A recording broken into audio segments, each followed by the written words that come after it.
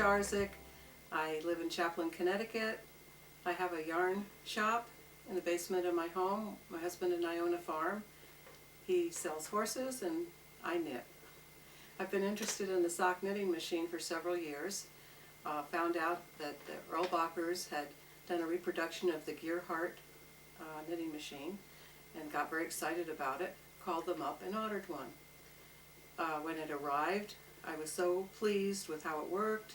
I got all excited.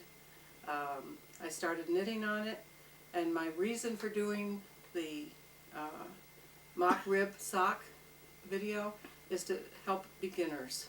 I'm all about helping beginners. I'm talking about the very beginner, and I've demonstrated the 5x1 mock rib, thinking that it's easy to do, it's a good start.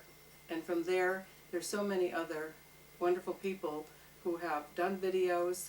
The Erlbachers have a great array of videos on their site. If you go to YouTube, just type in Erlbacher Gearhart and you'll find many videos on how to oil your machine and all the way up to heel making. Jenny Dieters just did a new video on the wrapped heel, and I think you'll find lots of help which is available for people now today. So let's continue. I'm going to show you my way of making a 5x1 mock rib sock. We're going to have fun. Let's go.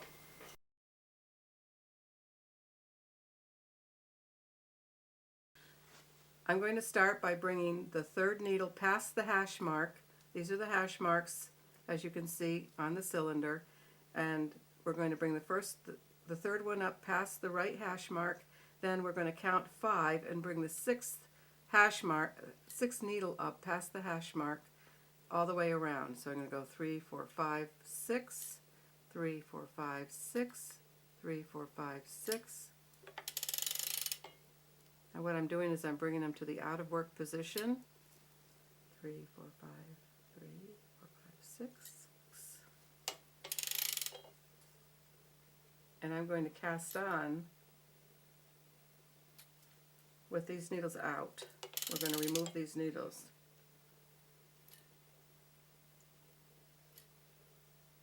And I went 3, 4, 5. So that's right. So now you remove the needle by just lifting it, pulling it forward. And that will give us our mock rib. It'll be an empty space.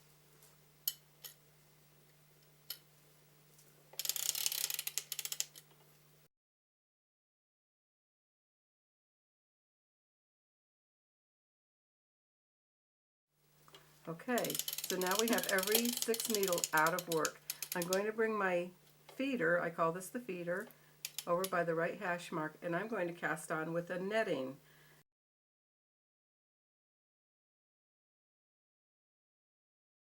I'm going to start by using this netting. When you buy fruits and vegetables at your grocery store, this is a great place to find this kind of netting. You can also use the cast-on bonnet that comes with your machine. I prefer to use this, so I'm going to show you how I do it. You hang the netting about a ½ an inch around all your needles. ½ an inch hanging over the edge. And you want to pull down very snugly. And we're going to put our yarn in here, in our feeder.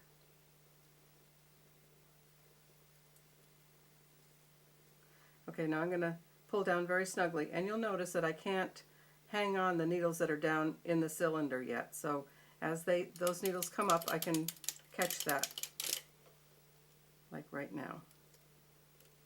And if you find that some of it popped off, just rehang it on the needles. And just keep a lot of tension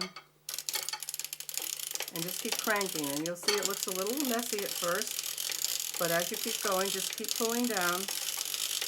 You'll get them all caught.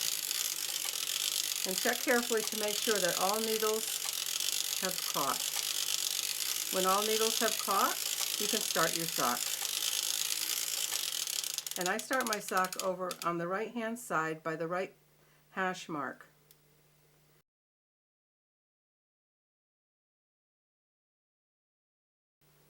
This is the buckle, and this is what we use to hang our weights on. I'm going to show you how to place your mesh into the buckle. This is the position that the buckle should be in when you go to place your mesh in. And I'm going to bring the mesh up from the back up over the teeth. I want this to spread nice and evenly over the teeth, and that'll distribute the weight from the cylinder nicely. And then you're going to hang your weight on the bottom.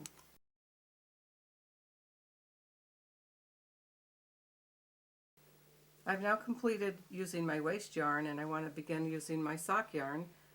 I knit to about 3 stitches before the right hash mark, and I tap, tap, tap till all the latches are closed before the right hash mark.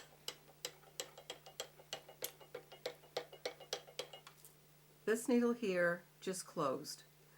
So now I'm going to take my blue tool here and pull my yarn and cut it. And now I'm through with my waste yarn, and I can take my waste yarn out. And it's secure inside the latch. And now I'm going to start with my sock yarn. I'm using a yarn that I wound onto a ball, and because that's not as great as knitting from a cone, I like to have it up on top of my table so I can make sure that nothing's getting caught. And I'm using it from the outside of the ball. I'm going to start with my sock yarn now, and I'm going to place about 4 inches down into the center of the sock, of the cylinder rather, and I'm going to place this new yarn on the first needle after the hash mark through my brass cylinder, thread it up,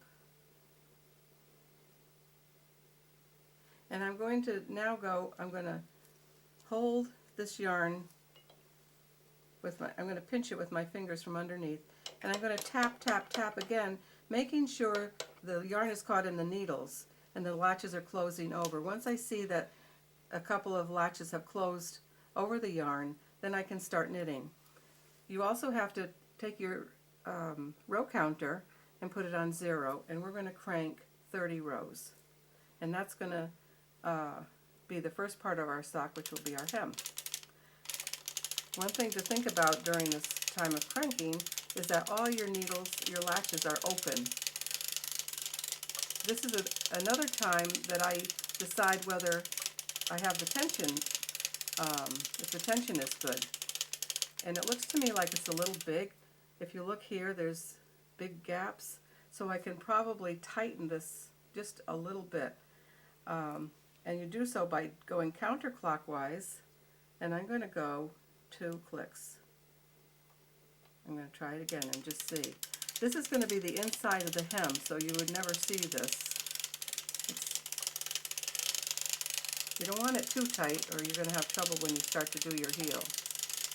If I see that the yarn is starting to raise up on the needles, I know that it's too tight. This is looking good. You try to have this hole right here. It has to be big enough for your yarn, the thickness of your yarn, to fit through.